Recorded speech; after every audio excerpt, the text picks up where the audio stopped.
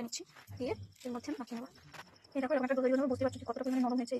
এবার আমরা এটাকে ঢাকা রেখে দেবো। তোমরা পারলে এটাকে 8 ঘন্টা রাখতে পারো, আমার যেহেতু তোমাদের একটু তাড়া আছে তাই আমি এটাকে 15 মিনিট ঢাকা রাখছি। ঢাকা খোলার পর দেখতে পাচ্ছি কিরকম ফুলে গেছে। এবার এর মধ্যে আমি একটু অল্প তেল দিয়ে এটাকে মাখিয়ে নেবো।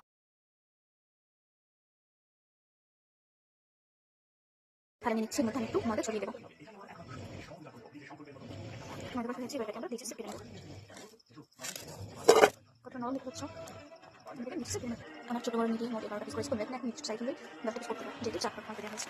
এবার আমি একটু বেড়ে নেবো, ভালো করে একটু মোটা লেয়ার করে এইভাবে বেড়ে নেবো। বুঝতে পারছি আমরা কতটা মোটা রেখেছি, এইভাবে বেড়ে নেবো। পুরো দিয়ে বেড়েছি। এরপর এটা একটু জল দিয়ে নেবো। জল দেওয়ার পর এটাকে আমি ভালো তুলে নিচ্ছি। এবার এই যে হাঁড়ি পেছন দিকে খুব ভালো করে এটা কাটিয়ে দেবো।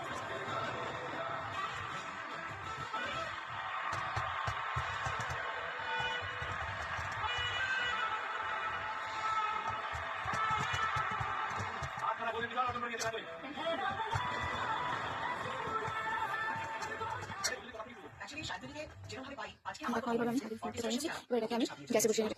দেখো এখানে আমি গ্যাস চলছে, আমাদের তন্দুরি রুটি কমপ্লিট। আমি চিকেনের সাথে সার্ভ করেছি, তোমরা যে কোনো তরকারির সাথে সার্ভ করতে পারো। তোমরা দেখো কি সুন্দর ফুলেছে, আর উল্টো দিকটা বুঝতে পারছো এই ধরনের হবে, মানে হালকা লালচে টাইপের।